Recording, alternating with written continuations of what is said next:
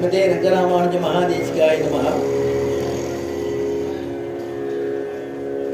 சேப்பதியான பகவான் ஸ்ரீமன் நாராயணன் மண்ணுலகில அவதாரம் பண்றதுக்கு காரணம் என்னன்னா 3 காரணத்துக்காக அவதாரம் பண்றான்.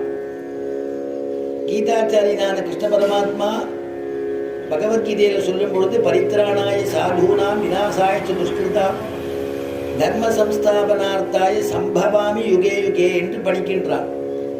சாதுக்களை ரட்சிக்கிறது, நல்லோர்களை காப்பாற்றுவது, துஷ்டர்களை அதாவது தீயவர்களை அழிப்பதற்கும் தர்மத்தை நிலைநாட்டுவதற்கும் பெருமாளுடைய அவதாரங்கிறார்.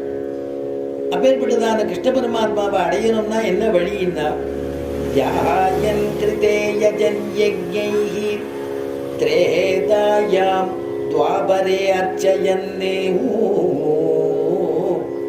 யதாப்னோதி ததாப்னோதி கலௌ சங்கீர்த்ய கேசவம். யுகங்கள் 4 யுகங்கள் சொல்லப்படுறது. திரேதாயுகம், திரேதாயுகம், துவாபர யுகம், கலியுகம்னு 4 யுகங்கள். அதுல திரேதாயுகத்துல தியானம் பண்ணி பெருமாளை அடைஞ்சார்கள். திரேதாயுகத்துல யஜ்ஞம் யாகங்கள்லாம் பண்ணி பெருமாளை அடைஞ்சார்கள். ஆனா துவாபர யுகம்னு சொல்லக்கூடிய யுகத்துல பெருமாளை அர்ச்சனை பண்ணி பெருமாளை அடைஞ்சா. ஆனா அந்த கலியுகத்துல என்ன ஒரு விசேஷம்னா திருநாம சங்கீர்த்தனத்தினாலே பெருமாளை அடையலாம் அப்படின்னு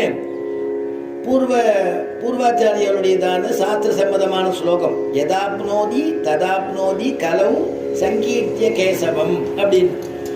அதனால அப்படி இருக்கக்கூடிய திருநாம சங்கீர்த்தனை பண்ணி கர்மயோகமோ ஞான யோகமோ தியான யோகமோ பண்ணாதபடிக்கு பெருமாளை அடைஞ்சுட்டதான ஒரு பரம பாகவதருடைய சரித்திரத்தை நாம் அனுபவிக்க போறோம்.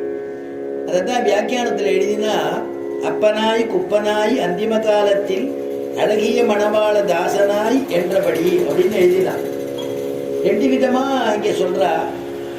ஒரு பிறவி எப்படி இருக்கா, பிறந்த பிறகு எப்படியோ சம்சார சாகரத்துல இருந்துட்டு அப்பனாய் குப்பனாய் எப்படியோ இருந்துட்டு அதுக்கப்புறமா அழகிய மணவாளன் சொல்ல ரங்கநாதனுடைய அடியார்களாயிருந்து ரங்கநாதனுக்கு தொண்டு பண்ணி பெருமாளை அடையிறதுங்கிறது ஒரு வழி. மற்றொரு வழியை சொல்லும் பொழுது ஜாயமான கடாட்சம் அப்படின்னு சொல்லப்படுறது. ஜாயமான கடாட்சம்னா கருவிலே திருவிலாசம் உடையவர்கள்.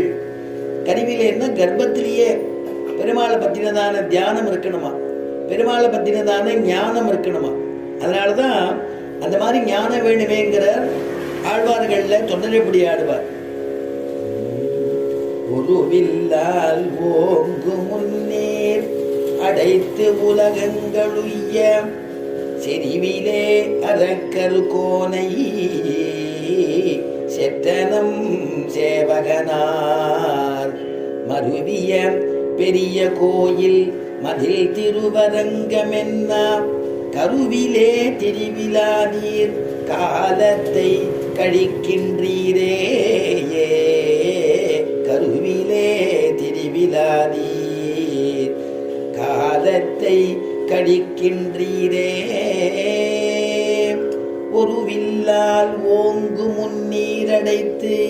எப்படி ராமாயணத்துல சக்கரவர்த்தி திருமகனானவன் ஒரு வில்லால ஒரு வில்லை எடுக்கும் பொழுதே அந்த முன்னீர் அந்த சமுத்திர ஜலத்தை அடைக்கிறதுக்கு உடனே நான் வழி விட்டுறேன் அப்படின்னு சமுத்திரராஜன் ஓடி வந்து ராமனிடத்துல சரணாகதி பண்ணிக்கிறானா. ஒரு வில்லால் ஓங்கு முன்னீர் அடைத்து உலகங்களுய்ய.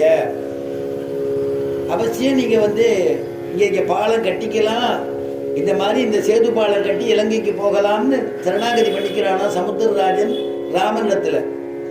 அதனால இந்த பாசுரத்துல சொல்லும் பொழுது கடைசியில ஆழ்வார் சாதிக்கிற கருவிலே